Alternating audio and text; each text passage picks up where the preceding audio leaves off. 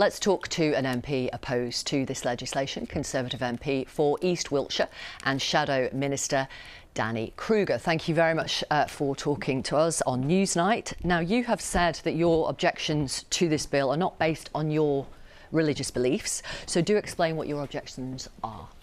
Thank you. Well, I have two objections in broad terms. The first is to the bill itself, the text of the bill. I'm afraid to say, now that we've actually seen it all in black and white, I respect the effort that Kim and others have gone to draw a bill that is safe, but unfortunately all the safeguards don't work. There's nothing to stop people, sad to say, slipping through the cracks of this bill.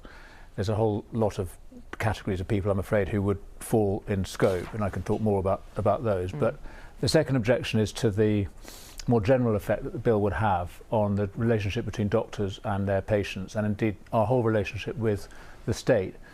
If we decide that it's acceptable for government officials, people licensed by the state, doctors, to conclude that some people are better off dead, our whole understanding of the responsibility of care that the state and the NHS has to us is changed. But this bill is not about medical professionals concluding who would be better off dead. It's about the patient making the decision voluntarily, without pressure, without coercion. They have to be of sound mind, with 6 months or less to live, with a terminal illness that cannot be reversed by treatment. So those are all, that's the words of the bill, but how do you actually enforce and implement those principles? So the 6-month terminal illness is notoriously impossible to determine.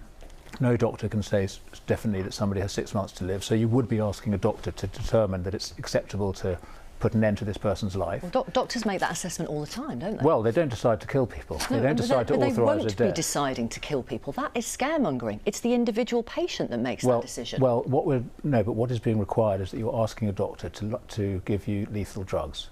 That is a decision that the doctor will have. You're asking a doctor to help you shorten your death. Well, you say shorten your death. What we're actually doing is shortening life. And I fully respect... These are people that are dying anyway. Well, yes, although, as I say, people who have diagnosis of 6 months to live would be eligible for this procedure, and that is impossible to predict with any accuracy.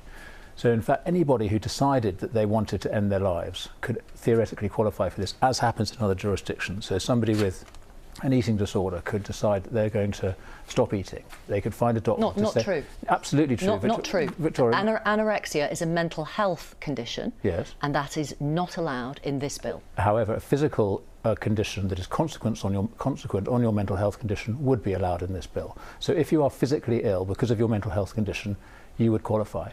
So as happens everywhere else, if you decide that you're going to refuse treatment or refuse food... I'm sorry to interrupt. I do think that is wrong.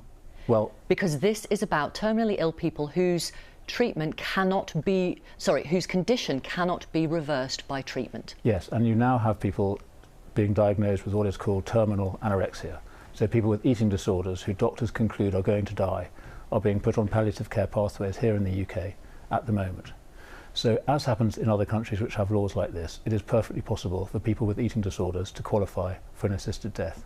That would happen under this law, even though it's not what they intend. And this is an important point, because I do respect the intention of the drafters of the bill.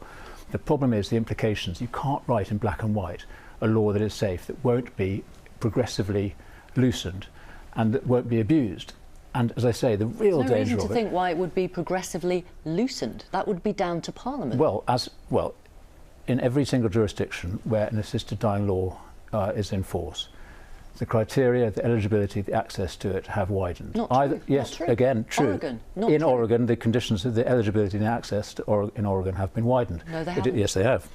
The time it takes that you have a waiting period has been extended in Oregon. Also in Oregon, the data is so poor that we never actually know who's really getting the treatment there. But it has stayed since 1997 for people with a terminal illness.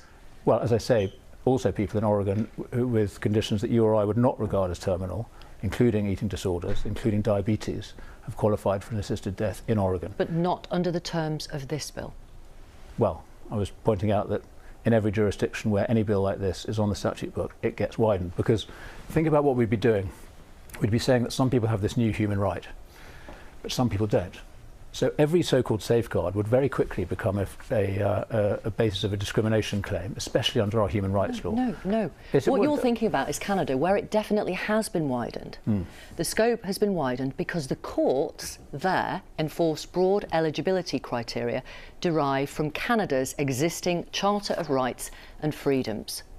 Yes. We don't have that here. Well, we have the European Convention of Human Rights, which would very quickly be deployed to insist that some people who have this right... It's still a matter for Parliament, though, if it was to be widened.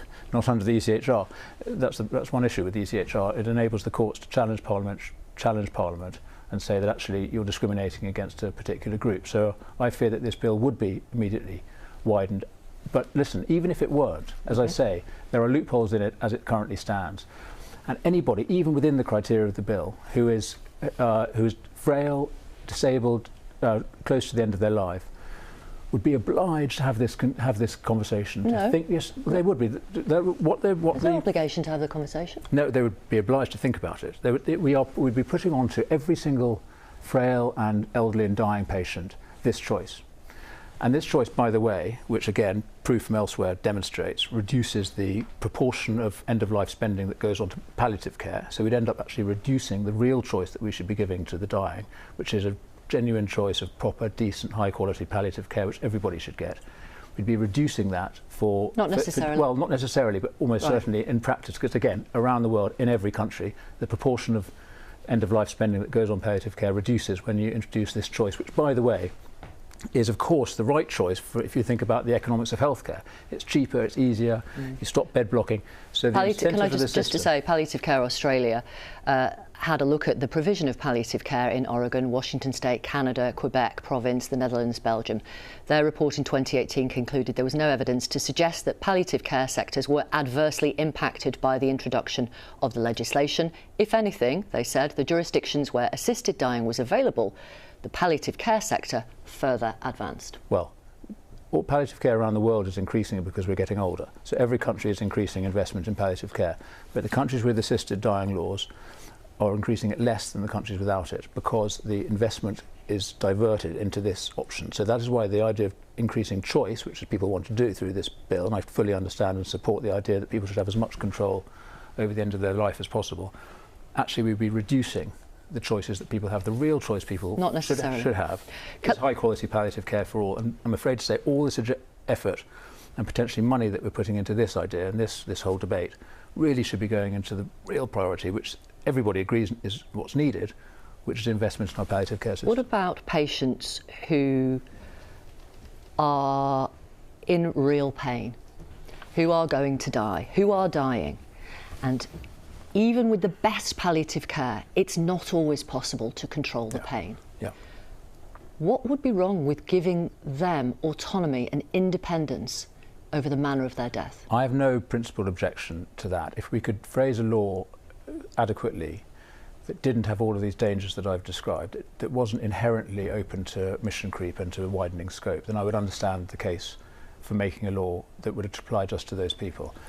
I'm afraid we can't. And what I would say is actually the evidence is increasingly, thanks to the advances that are being made in our palliative care sector, which would be denuded of support if we went down this road. Not necessarily. Well, you keep saying that. Well, I'm afraid not necessarily at all. Well, you might be right, you might be wrong. Let's hope it wouldn't happen here because it's happened everywhere else. But yes, fine. I've just given you the evidence from Palliative Care Australia. Well, yes, so we can dispute that. I do dispute that.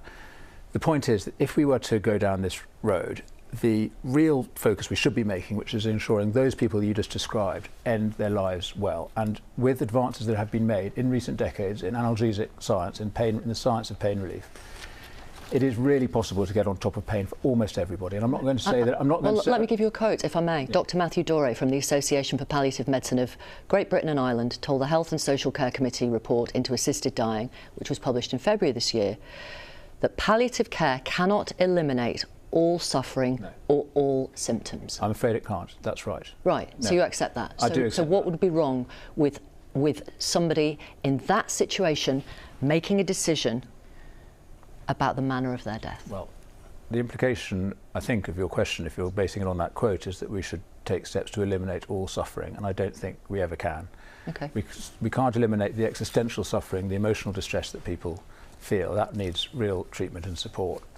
we can get on top of physical pain. Increasingly, we really can. And I think we should be investing in a system which supports people to die well, not to give them this terrible option, which, as I say, imposes an obligation on their families to think about doing this, rather than ensuring that they die well. Thank you very much. Thank you, Danny Kruger.